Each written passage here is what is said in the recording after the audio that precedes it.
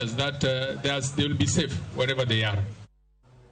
Jagoro mongirore Migago mar weche mag jokenya ma odak e pinje mamoko Roslyn Jogu ojiwo jokenya manie pinjego ma koko mondo miyo duogo oket mwandu e dongruok mag udi ma nengogi ogonyore. Jogu ne loso e kar dak ma Kitusuru kama nyoyawo udi 300 ma ogere gi jokenya ma odak loka. Chenrono ma ong'ere kaka Kitusuru Amani Gardens en ma oger gi riwruok mar Jambu Diaspora Investment Group. Riwruok no oyango ni gedo e yo makamano en mar neno ni jokenya ma odak loka ok wit pesa kokalo kuom achudhe.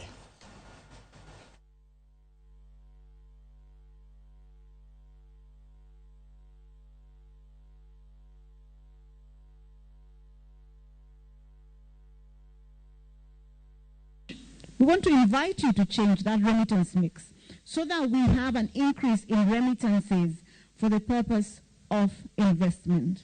And not because we want you to invest out of an emotional or patriotic sentiment, but because it is safe and extremely profitable to invest here in Kenya.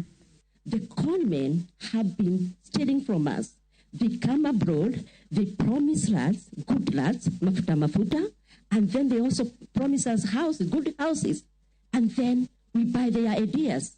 But when we come here, nothing, zero, millions and millions of shillings. The diaspora people can witness what I'm saying.